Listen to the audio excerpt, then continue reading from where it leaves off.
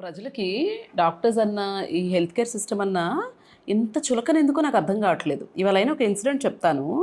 ఆ అమ్మాయికి IVF pregnancy ముందు నుంచి ఫాలో అవుతున్నారు నా దగ్గర. నేను 2 డేట్స్ ఇచ్చి ఇలా ప్లాన్ చేసుకోండి డెలివరీ అని చెప్పాను. ఫర్ అదర్ ఇండికేషన్స్ కూడా ఉంటే సిజేరియన్ సేఫ్ అని చెప్పాను. సో, వాళ్ళొచ్చి కూర్చున్నారు ఎదురుగా ముగ్గురు కూర్చున్నారు. కూర్చొని మేడం రేపు మధ్యాహ్నం 12:33-12:39 ముహూర్తం మాది. ఆ టైంలో బేబీ డెలివరీ అవ్వాలి అన్నారు. నేనన్నాను అదొక టైమా మీరు ఒక గైనకాలజిస్ట్‌కి చెప్పడానికి? ఆ 6 మినిట్స్‌లో ఎలా అయిపోతుంది అనుకుంటున్నారు అన్నాను. ఇప్పుడు అయితే వాళ్ళు రిసెప్షన్ దగ్గరికెళ్ళి అడుగుతున్నారంటే, ఏ 6 మినిట్స్‌లో చేయలేరా? అంటే ఏమనుకుంటున్నారు సిజేరియన్ అంటే ఏదో అరటిపండు తొక్కవలటమో, లేకపోతే బత్తాయి తొక్కవలటం అనుకుంటున్నారా? అంటే మినిమమ్ రెస్పెక్ట్ డాక్టర్ చేసే పనికి లేదా? లేకపోతే మీ చదువు, మీ ఎడ్యుకేషన్ గానీ, మీ సోషల్ స్టేటస్ గానీ ఈ కామన్ సెన్స్‌ని కూడా మించేస్తుందా?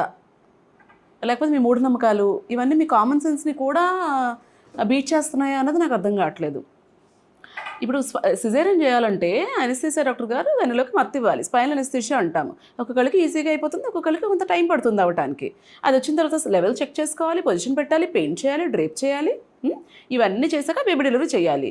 సరే ఫర్ సపోజ్ అనస్థీసియా మంచిగా ఇచ్చేసారు, రెడీ అయిపోయింది కేసు అనుకోండి. అప్పుడు ఒక్కొక్కసారి అనస్థీసియా ఇచ్చిన తర్వాత మన పేషెంట్ బీపీ కూడా డ్రాప్ అవ్వచ్చు. అలాంటి సిట్యుయేషన్స్‌లో బేబీ కూడా ఎఫెక్ట్ అవుతుంది. బేబీ హార్ట్ బీట్ కూడా ఎఫెక్ట్ అవుతుంది. సో, అప్పుడు ఏం చేయాలి నేను? ముహూర్తం అవ్వలేదు కదా అని చెప్పి గ్లవ్స్ వేసుకొని అలా వెయిట్ చేయాలా?